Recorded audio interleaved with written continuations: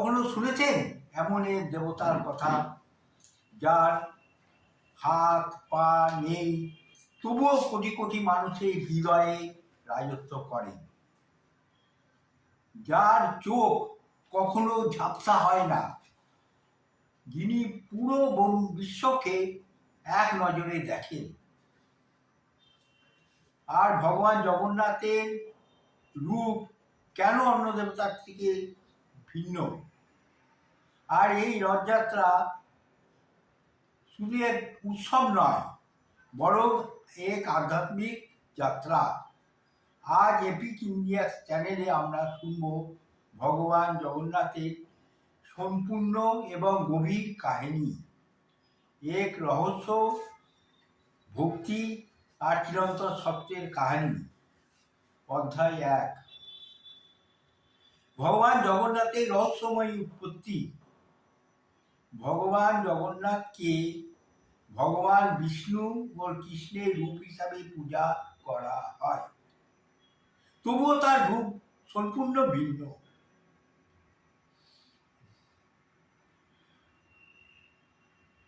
কাহিনী সূচনা হয় মহাভারতের যুদ্ধের পর।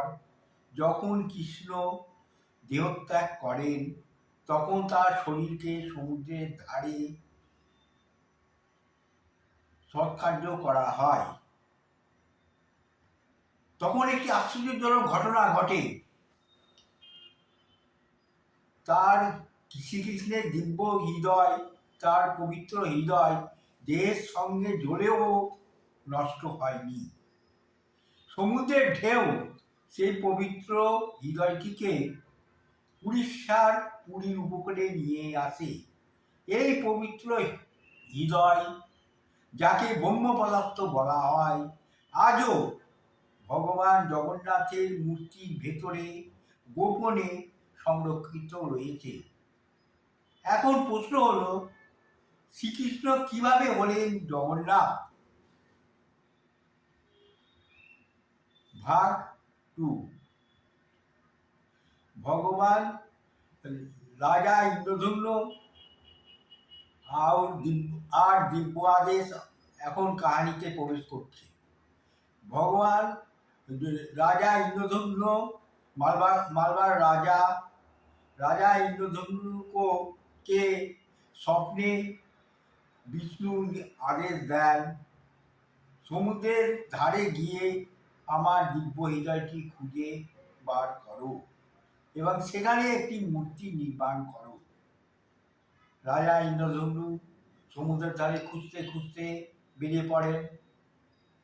অবশেষে তিনি খুঁজে পান সেই দিব্য হৃদয়টি, পবিত্র হৃদয়টি।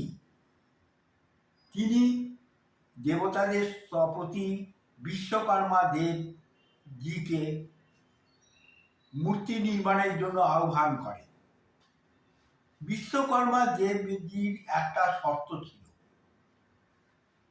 যতক্ষণ আমি মূর্তি তৈরি করছি, মূর্তি তৈরি করা শেষ না হয়, ততক্ষণ পর্যন্ত কেউ যেন আমাকে বিরক্ত না করে, দরজা না খোলে।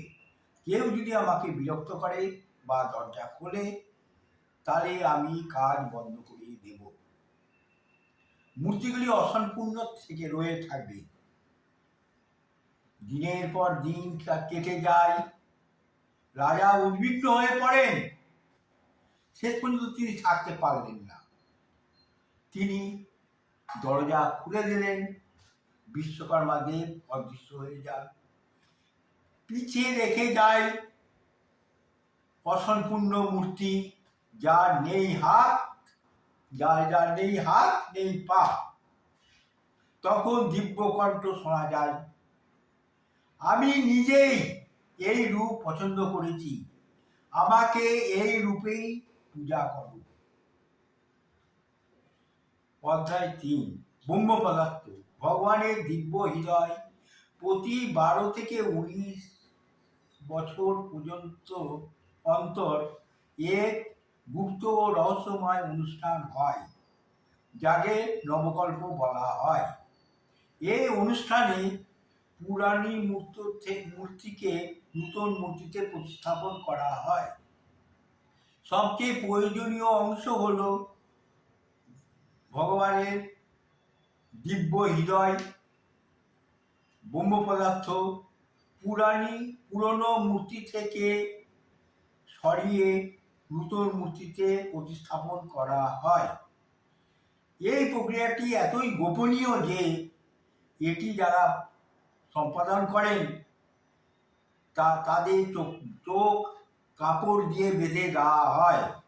বলা হয় যদি কেউ এই ব্রহ্ম পদার্থটি দেখে ফেলে তবে সে এই দিব্যতে সহ্য করতে পারবে না। অধ্যায় 4, রথযাত্রার আধ্যাত্মিক তাৎপর্য। এবার আসা যাক সবচেয়ে বড় প্রশ্নে, রথযাত্রা কেন হয়? ভগবান জগন্নাথ কেন প্রতি বছর নিজের মাসির বাড়ি গন্ডিয়া মন্দিরে যান? এটি শ্রীকৃষ্ণেরকে স্মরণ করিয়ে দেয় কৃষ্ণের যখন তিনি শিশুকালে গোকুল ও বৃন্দাবনে সময় কাটিয়েছিলেন। এটি আধ্যাত্মিক যাত্রাকেও প্রতিফলন করে, বস্তুগত জীবন থেকে আত্মিক যাত্রার দিকে। 3টি রথ প্রতি বছর তৈরি করা হয়। প্রথমটা হচ্ছে নন্দীঘোষ, জগন্নাথ দেবের রথ 16 চাকা। দ্বিতীয় তালধ্বজ, বলরামের রথ 14 চাকা। 3 নম্বর দর্পদলন, সুভদ্রার রথ 12 চাকা। ভক্তরা বিশ্বাস করেন রথের রশ্মি টানলে পাপ ক্ষয় হয় এবং মোক্ষ প্রাপ্তি হয়। যখন রাজা ও সাধারণ মানুষ একসাথে রথ টানে তখন বোঝা যায় ভগবানের সামনে সবাই সমান। অধ্যায় 5, বহুদা যাত্রা ও পোড়াপিঠার রহস্য। 9 দিন গন্ডিচা মন্দিরে অবস্থানের পর শুরু হয় ভগবানের বহুদা যাত্রা। ফিরতি পথ। ফেরার পথে ভগবান জগন্নাথ মৌসীমা মন্দিরে অবশ্যই থামেন। সেখানে তাকে খাস পোড়াপিঠা ভোগ দেওয়া হয়, মানে উড়িয়ার মিষ্টান্ন। এই যাত্রা জীবনের পূর্ণচক্রকে প্রতিফলিত করে, যাওয়া, শিক্ষা গ্রহণ করা এবং ঘরে ফেরা। অধ্যায় 6, ঐতিহাসিক ও সাংস্কৃতিক প্রভাব। জগন্নাথ আন্দোলন ভারতের ইতিহাসে এক বিশাল প্রভাব ফেলেছে। বিশেষ করে ভক্তি আন্দোলনের মহান সন্ন্যাসী চৈতন্য মহাপ্রভু জগন্নাথের পরম ভক্ত ছিলেন। রথযাত্রার সময় তার ভক্তিভাবে নাচা ভক্তদের প্রেরণার উৎস।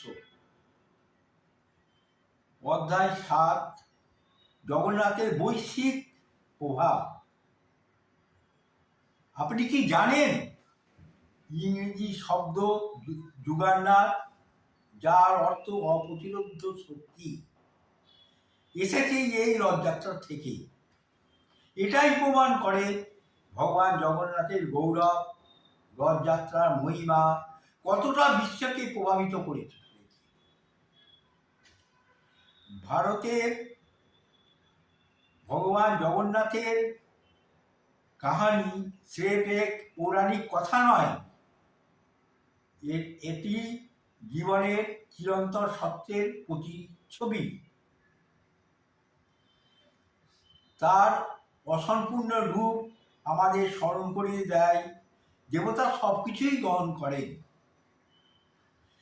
আমাদেরও করা উচিত ভগবান জগন্নাথের উদার চোখ আমাদের মনে করিয়ে দেয় তিনি সকলকেই সমানভাবে ভালোবাসেন। রথযাত্রা আমাদের স্মরণ করিয়ে দেয়, মনে করে দেয় জীবন একটা ভ্রমণ, আর এই ভ্রমণে আমরা সবাই সমান, সবাই একসাথে। আপনাদের যদি এই গভীর এবং সত্য কাহিনীটি ভালো লেগে থাকে তবে ভিডিওটি লাইক ও শেয়ার করুন এবং এপিক ইন্ডিয়া এক্সপ্লেন চ্যানেলকে সাবস্ক্রাইব করতে ভুলবেন না।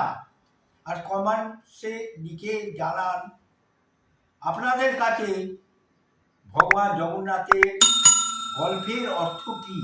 জয় জগন্নাথ।